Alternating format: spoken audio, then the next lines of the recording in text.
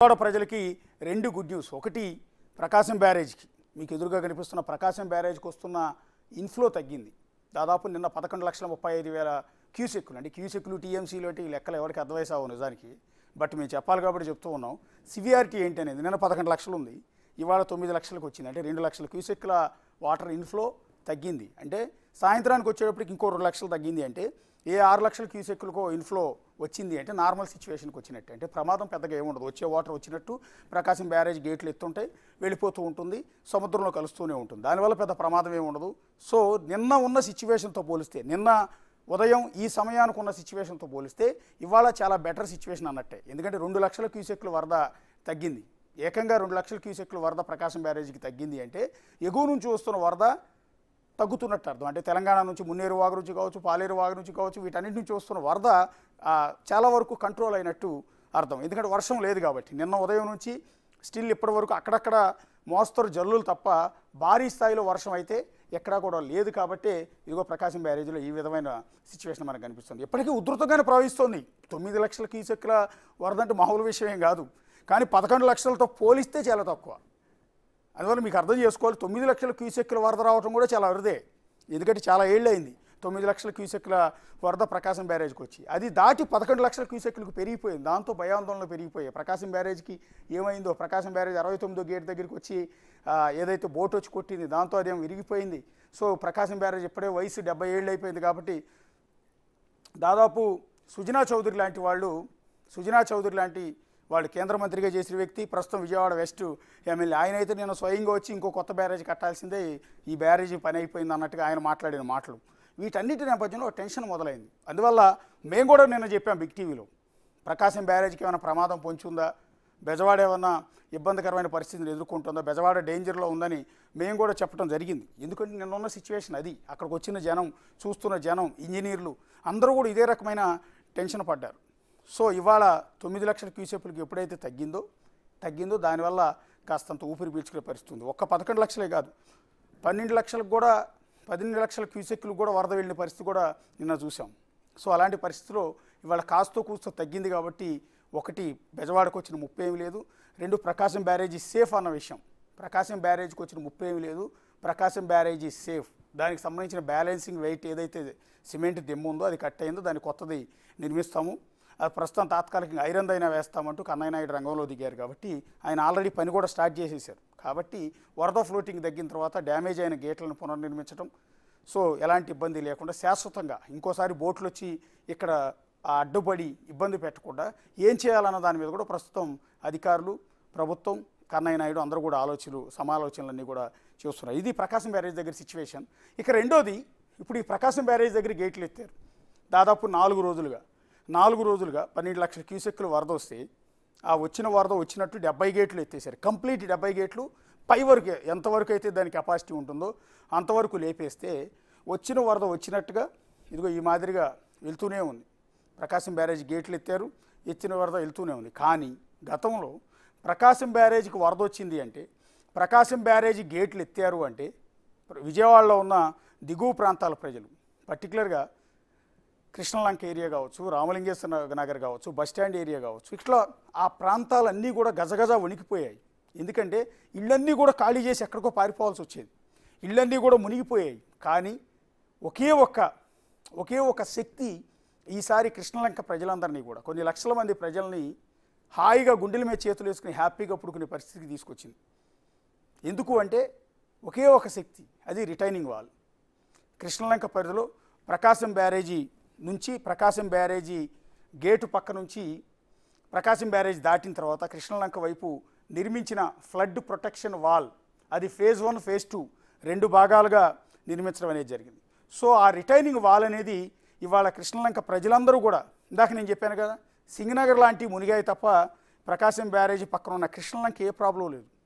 12 లక్షల క్యూసెక్కులు వరద వచ్చినా కూడా, ప్రకాశం బ్యారేజీ గేట్లన్నీ ఎత్తి నీళ్ళు వదిలినా కూడా కిందనున్న ప్రజలకు ఏమాత్రం ఇబ్బంది లేదు, హ్యాపీగా పడుకున్నారు. ఆ గోడ పక్కనే ఉన్న ఇళ్లలో ఉన్న జనాలు కూడా ఆ వస్తున్న వరదను చూస్తూ నిలబడే ఉన్నారు. ఇంతకుముందు ఆందోళన చెందేవాడు, భయపడేవాడు, కొంతమంది కొట్టుకుపోయేవారు, ఆస్తి నష్టం జరిగేది. కానీ మనకు కనిపిస్తున్న ఈ రిటైనింగ్ వాల్ అనేది ఒక దేవతలాగా, లేకపోతే ఒక దేవుళ్ళలాగా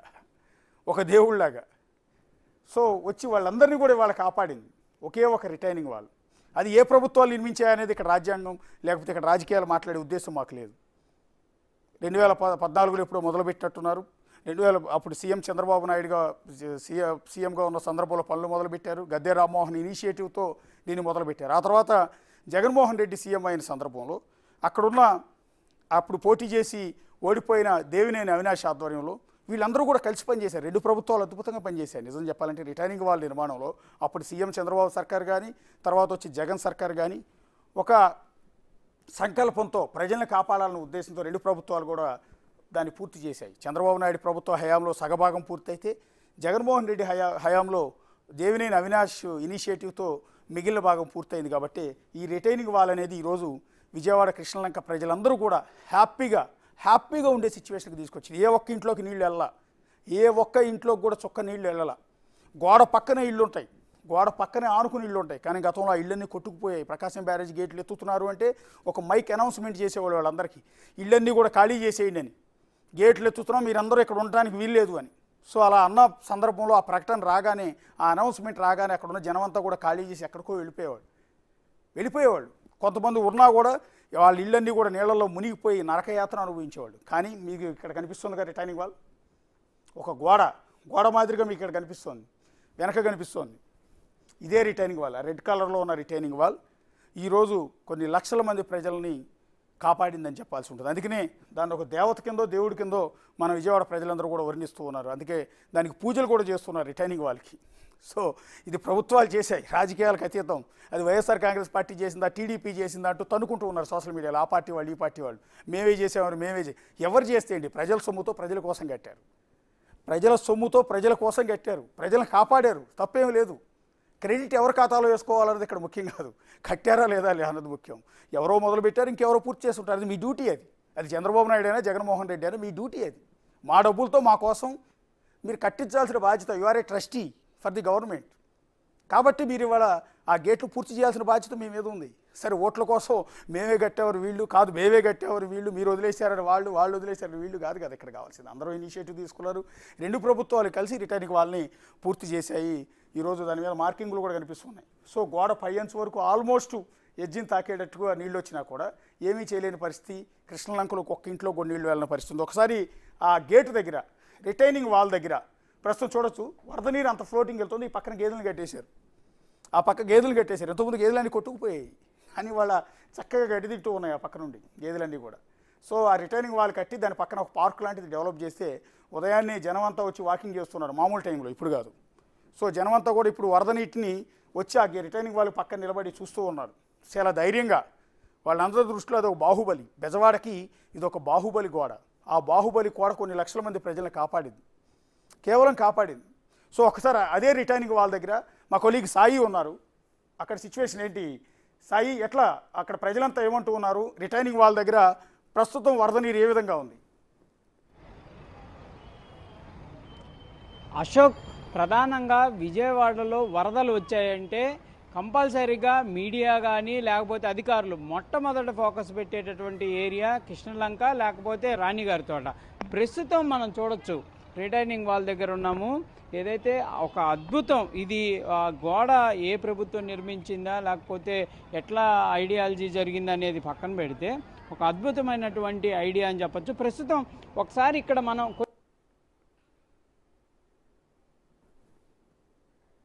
చాలా రోజుల క్రితం వచ్చినటువంటి వరదలు ఈ కృష్ణలంకలోకి రావాలంటే ఈ సిమెంట్ బస్తాలు, ఇసుక బస్తాలు ఇవన్నీ వేసుకునేటటువంటి వరద ఒకవైపు పక్కనంతా కూడా వందలాది గేదెలు అనేవి ప్రశాంతంగా తమ యొక్క వాళ్ళు ఏదైతే గేదెల కాపర్లు కూడా ప్రశాంతంగా కూర్చొని వాటి యొక్క పాలను తీసుకోవడం కానీ వాటిని పెంపకం కానీ చేసుకుంటున్నటువంటి పరిస్థితి. వీళ్ళంతా కూడా రాణి వారి తోటలో మునిగిపోయేటటువంటి సిచ్యువేషన్లు ఉండేటటువంటి పరిస్థితి నుంచి చాలా సేఫ్ ప్లేస్ లో ఈ గోడ నిర్మాణం వల్ల జరిగిందనే విధంగా చెప్పొచ్చు. ఒక మహిళను మనం చూడొచ్చు, పక్కన వరద, మనం కెమెరామెన్ ఎత్తి చూపిస్తే పక్కన వరద వెళ్తుంది, ఇక్కడేమో చాలా సేఫ్ గా కూర్చున్నటువంటి పరిస్థితి ఉంది. తనకు సంబంధించినటువంటి గేదెలకు సంబంధించి కాపలా కాసుకుంటున్నటువంటి పరిస్థితి ఉందంటే ఈ యొక్క గోడ నిర్మాణం వల్లే జరిగిందనే విధంగా కూడా చెప్పుకునేటటువంటి పరిస్థితి ఉంది. గోడ వందలాది కుటుంబాల యొక్క జీవితాలు ఈ వరద పాలు కాకుండా కూడా జరుగుతున్నటువంటి పరిస్థితి ఇక్కడ ఈ గోడ చేసిందనే విధంగా చెప్పొచ్చు. పోలీస్ ఉన్నతాధికారులు వాళ్ళు కూడా మిగిలినటువంటి ఏరియాలకు సంబంధించి ఇక్కడ ఈ పక్కనే వరద పక్కనే ఆ గోడ పక్కనే ఉండి కూడా వాళ్ళు చూసుకుంటున్నటువంటి పరిస్థితులు ఉన్నాయి. ఒకప్పుడు ఈ ఏరియాలో నిలబడేటటువంటి పరిస్థితి కాదు కదా, కనీసం బ్యారేజ్ పైనుంచి మేము చూడాల్సినటువంటి పరిస్థితులు అయితే ఉండేటటువంటి సిచ్యువేషన్లు గతంలో ఉండేటటువంటి పరిస్థితులు ఉండేవి. కానీ ప్రస్తుతం అయితే కూడా అంతా మారిపోయింది. మొత్తం ఈ సేఫ్ ప్లేస్లో ఈ ఏరియా అంతా కూడా ఈ గోడ పక్కన ఉన్నటువంటి ఏరియా అంతా కూడా సేఫ్గా మారిపోయినటువంటి పరిస్థితి అయితే ప్రస్తుతం మనం గమనించాల్సినటువంటి పరిస్థితి ఉంది. ఒక అద్భుతమైనటువంటి నిర్మాణం అనే విధంగా చెప్పచ్చు. ఎందుకంటే ప్రజెంట్ ఉన్నటువంటి సిచ్యువేషన్లో ఈ కృష్ణా నదికి 10 కిలోమీటర్లు 15 కిలోమీటర్ల దూరంలో ఉన్నటువంటి ఏరియాలంతా కూడా వరదమయం అవుతుంటే ప్రస్తుతం మేము కరెక్ట్గా కృష్ణానది బ్యారేజ్ నుంచి వచ్చేటటువంటి వాటర్కి పక్కనే ఉన్నాము, కానీ మేము సేఫ్గా ఉన్నాం అనేది ఫీల్. ఈ గోడ నిర్మాణం జరిగినటువంటి విధానం, ఈ గోడ తర్వాత జరుగుతున్నటువంటి పరిస్థితులు కానీ మేము పక్కన మనం విజువల్స్లో చూసుకోవచ్చు. ఒకవైపు వరద ప్రవాహం, మరోవైపు ప్రశాంతంగా ఉన్నటువంటి ఈ మూగజీవులైనా కూడా చూసుకునేటటువంటి పరిస్థితి ఉందనే విధంగా చెప్పచ్చు. చాలా సేఫ్ వాతావరణం ఇక్కడ కనిపిస్తున్నటువంటి పరిస్థితి ఉంది. ఒకవైపు బ్యారేజీని మనం పరిశీలిస్తే చాలా హైట్లో ప్రవాహం జరుగుతున్నటువంటి పరిస్థితి ఉంది. చాలా నెమ్మదిగా వాహనాలు వెళ్లాల్సినటువంటి పరిస్థితి కనిపిస్తున్నటువంటి పరిస్థితి ఉంది. ఎందుకంటే అంత ప్రవాహంగా కూడా వరద ప్రవాహం కూడా ముందుకు వెళ్తున్నటువంటి పరిస్థితుల్లో ఇక్కడ ఈ గోడ పక్కన మేము సేఫ్గా ఉన్నామంటే ఓన్లీ ఫర్ ది ఈ ఏదైతే ఈ గోడ నిర్మాణం జరిగినటువంటి విధానం కానీ ఈ యొక్క ప్లేస్ని ఎటువంటి ఇబ్బందులు లేకుండా కూడా నిర్మాణం చేసినటువంటి పరిస్థితుల్లోనే ఇలాంటిదంతా కూడా చూస్తున్నటువంటి పరిస్థితి ఉంది. ప్రస్తుతం వెళ్ళేటటువంటి ప్రయత్నం కూడా చేద్దాము, వాళ్ళతో మాట్లాడేటటువంటి ప్రయత్నం చేద్దాం. ఎందుకంటే ఇక్కడ కూడా ఏదన్నా జరుగుతుందేమో అనే విధంగా కూడా వందలాది మంది అధికారులు ఉంటున్నాయి. కానీ ఇక్కడైతే సేఫ్ వాతావరణం. కొంతమేర వాళ్ళకు సంబంధించి డ్రైనేజీ వ్యవస్థలు కొంత ఇబ్బందుల్లో ఉన్నటువంటి పరిస్థితుల్లో అవన్నీ కూడా ఇబ్బందిగా ఉన్నటువంటి పరిస్థితుల్లో కొంత వాటర్ అనేది వచ్చింది. కానీ మిగిలినటువంటి ఏరియా అంతా కూడా చాలా సేఫ్గా ఉంది. మనం ప్రస్తుతం ఈ కృష్ణలంకలో ఉన్నటువంటి ఏరియాలకు మనం వెళ్తున్నాము. అధికారులు ఇక్కడ కొంత సమీక్షలు కూడా చేసుకుంటున్నటువంటి పరిస్థితి ఉంది. ఇక్కడ ఉన్నటువంటి ఏదైనా ఇక్కడ ఈ ప్రస్తుతం మేము ఉన్నటువంటి ప్రాంతం కూడా ఒకప్పుడు కూడా మునిగిపోయేట. ఓకే సాయి.